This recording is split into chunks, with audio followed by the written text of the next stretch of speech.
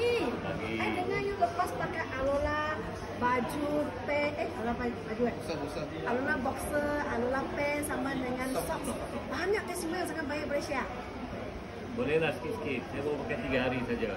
Saya dulu saya diabetes 20 tahun. 20 tahun diabetes. Okay. Makan ubat macam-macam, tak turun. Bila saya pakai ini, baru 3 hari saja, saya punya diabetes dalam bulan puasa ni drop sangat-sangat rendah.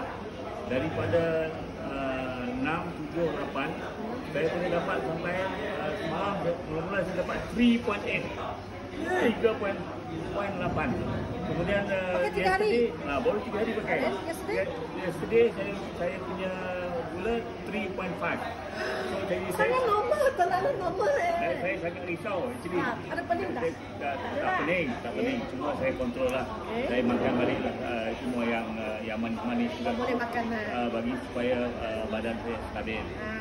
Tapi saya memang kurang tak bangun malam. Tak payah bangun malam kencing. Dulu berapa kali? Dulu paling kurang 3 kali. Paling kurang 3 kali bangun. Memang tidur tak selesa. This time tidur memang selesa. Pagi tadi pun sebelum Zainal panggil saya, kita dah janji 9.45. Tiba-tiba dia call saya pukul 10 lagi. Tidur sampai pukul 10. Sampai pukul 10 lagi. Tidur memang selesa. Sangat deep lah, deep sleep. Sangat deep sleep. Okay, good. Very deep sleep. So sekarang saya punya blood pressure pun because bila deep sleep, rehat okey, saya punya blood pressure pun turun lah daripada 160 something, 140 turun sampai 128 over 70 something. 128 kepada 70 bawah 70 something. So Aurora very effective lah untuk saya. Umur berapa? Saya umur 60. 60 tapi dulu sugar level semua 20 tahun macam tu, tapi pakai 3 hari. Baru Jadi 3 hari. orang muda. Baru 3 hari. Saya makan ubat tapi saya punya diabetes agak stubborn lah. Tak mau turun lah.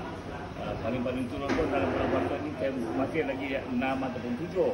Tapi bila saya pakai ni, dia boleh turun sampai mula-mula 3.8, lepas tu 3.5.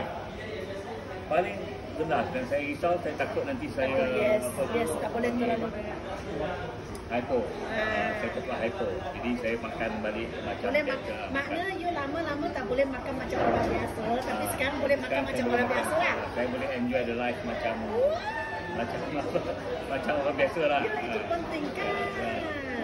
Wah, so sekarang ada orang cakap masih tak percaya. Apa yang mau cakap dengan mereka? Cuba. Jangan hanya makan ubat sahaja. Pakaian kita, peredaran darah kita, blood circulation. Macam saya kaki dah kebas. Bila 20 tahun saya kaki dah kebas. Kadang-kadang bila saya berjalan pun macam sayang. Cuma bila saya sekarang ni masih berharap kaki saya akan kembali normal lagi.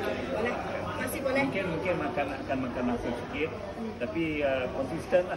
Kena kalau pakai stokin ataupun pakai pen ni, pakai secara terus-menerus. Jangan sekejap pakai sekejap buang.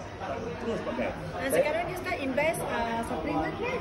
Suplemen juga lah. Suplemen tu untuk memastikan saya boleh terus dites daripada ubat macam mana itulah. Okey, harap-harap Datuk boleh bantu lebih ramai orang lagi. Okay, macam Datuk lah. Doa lah. Okay, thank you. Thank you.